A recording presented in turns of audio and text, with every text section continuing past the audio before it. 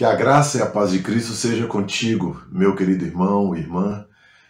Nós estamos tratando esses dias sobre conflitos e também dando algumas opções de como resolver. E hoje a gente quer mostrar a você como estabelecer uma comunicação familiar.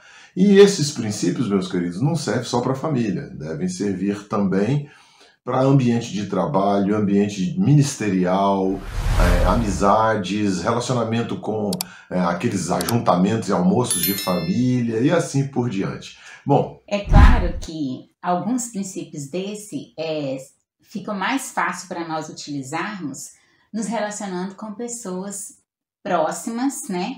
Família, que é o nosso alvo principal, mas também, né, Rubem, principalmente quando alguém conhece o Senhor Jesus.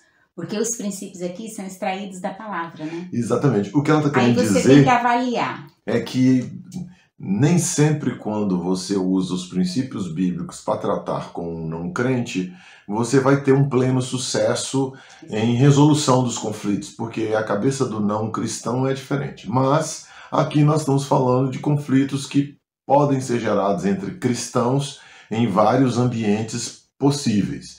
Mas eles são também aplicáveis a não cristãos, considerando o que eu já falei anteriormente. Bom, como é que eu posso estabelecer então uma comunicação conjugal entre pais e filhos, uma comunicação familiar, no ministério? Como é que eu posso fazer isso de forma adequada? Eu preciso considerar que eu devo atacar o problema e não a pessoa. Há uma grande diferença de querer resolver o problema atacando a pessoa. E quando a gente faz isso, a gente não tem uma boa solução ou uma solução que seja agradável a Deus.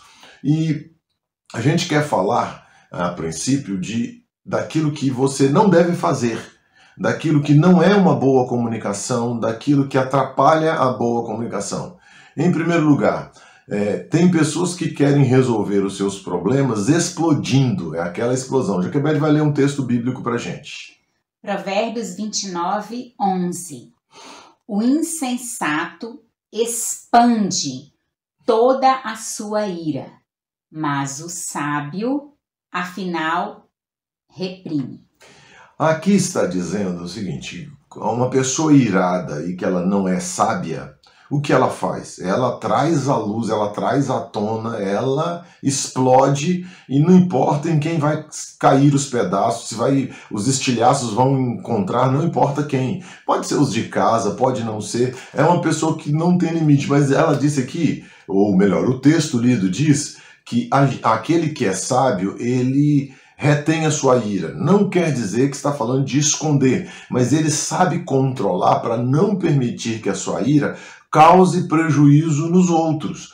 E isso é importante de saber, porque há um texto em Tiago, salvo engano, que nós não vamos ler, que diz que a ira humana não produz a glória divina. Então, nesse caso, esse tipo de explosão é uma explosão em que a minha carne está comandando todo o processo. A minha carne está jogando para fora tudo. E tem gente que faz isso, e até crente em Cristo Jesus, que diz assim: eu sou assim mesmo. Eu não aguento, eu falo logo, eu explodo, que aí eu fico tranquilo. Não importa, eu sou sincero. Usa a palavra sincero quando o texto bíblico não está dando opção, nem a palavra de Deus como um todo nos dando opção para isso. Mas tem um outro tipo de solução que também não é bíblica e não é agradável a Deus, que é a implosão. É aquele tipo de pessoa que não demonstra exatamente o que está sentindo. Joquebed, lê pra gente o texto bíblico. Efésios 4, 26. Irai-vos e não pequeis, não se ponha o sol sobre a vossa ira. Esse texto é interessante, que ele me diz que eu não devo explodir, mas ele também diz que eu não devo manter a minha ira por muito tempo. Há pessoas que não explodem, elas guardam isso no coração, e se você for procurar os médicos que são mais experientes, eles vão mostrar que esse tipo de situação traz inúmeros males físicos, desde males do coração, males no estômago, Ou seja, problema de coração, problema de estômago, desajustes hormonais. Eu e Joquebed conhecemos gente que, por não resolver os conflitos, ela tem inclusive doenças autoimunes, porque não souberam resolver o conflito. E aí você tem a palavra de Deus nos dizendo que resolva os seus conflitos de forma correta. Primeiro, não exploda assim para cima das pessoas, vomitando tudo que você está pensando. Segundo, não retenha isso dentro de você ao ponto que isso te estrague, porque isso não é um padrão de Deus. Então fica aqui uma pergunta, né, Joquebed? Se eu não posso explodir, se eu não posso implodir, ficar guardando isso no meu coração durante anos e anos e anos, o que eu devo fazer? Você deve decidir comunicar-se, resolver conflitos da maneira bíblica. Explosão e implosão são maneiras carnais, como nós vimos no episódio anterior, né, Rubem? Às vezes copia um jeito, aprendeu o jeito que o pai resolvia, ou você está agindo como a mãe resolvia, com gritos, ou o pai saía de casa porque simplesmente não queria resolver a questão. Não é bíblico. Agora, a maneira bíblica, primeira dica que nós vemos na palavra de Deus, decida comunicar-se biblicamente, uma comunicação direta. Então, vamos lá. Efésios, capítulo 4, eu vou ler 2 versos, que é o 15, e vou ler também o 25. O 15 diz assim, Efésios 4:15. Mas, seguindo a verdade em amor, cresçamos em tudo naquele que é a cabeça, Cristo. Por isso, verso 25, deixando a mentira, fale cada um a verdade com o seu próximo, porque somos membros uns dos outros. Então, baseado nesses 2 textos, queridos, a dica, a resposta para nós, o incentivo para nós é comunicarmos biblicamente. Como? Através de uma confrontação direta, sincera e amorosa. Amorosa.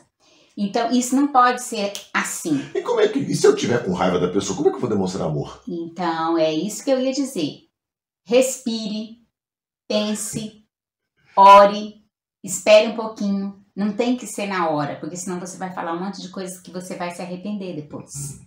Então, busque o Senhor, peça direção, peça controle do Espírito Santo de Deus.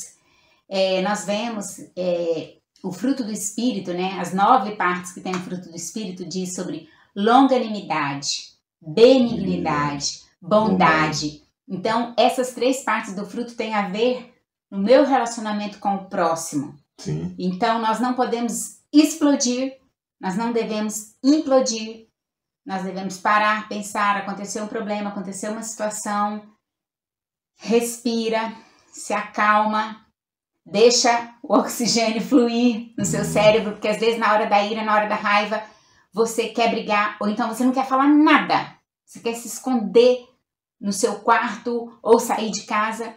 São maneiras carnais, não glorifica a Deus, não nos ajudam a crescer. Então a confrontação, ora, pede a Deus sabedoria, pensa direitinho, lembra do que o Rubem falou no começo, ataque o problema. E não a pessoa. Porque você sempre, porque você nunca, porque toda vez. Não é o jeito correto. Então, querido esposo, vamos sentar, vamos conversar sobre o que aconteceu há poucos instantes. Meu filho, vamos lá no quarto agora, a gente precisa conversar. Ou, desliga a televisão, por favor, um instantinho. Vamos sentar aqui no sofá, vamos conversar. Isso. Se tem um terceiro, uma outra pessoa que não tem nada a ver, pede licença para ela, ou você chama a pessoa que precisa do confronto direto, vá num lugar separado. Separado, não vai resolver problema no meio de todo mundo.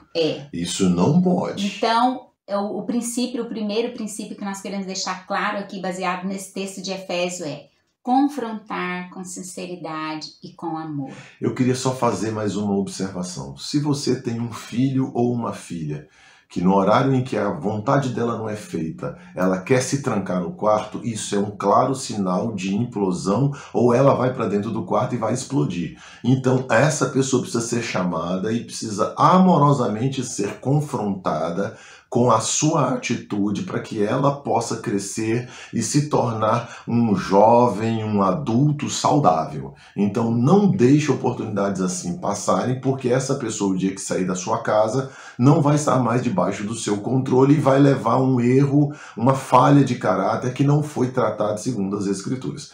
Que Deus abençoe a sua vida e que tenha uma excelente semana na graça e na paz de Cristo. E que o Senhor nos capacite a realmente praticarmos esses princípios. Dá trabalho, mas vale a pena. É verdade. Lembre de curtir esse vídeo. Isso. Lembre também de encaminhar. Clica na setinha, encaminhe para alguém que possa ser abençoado. Deus abençoe. Deus abençoe.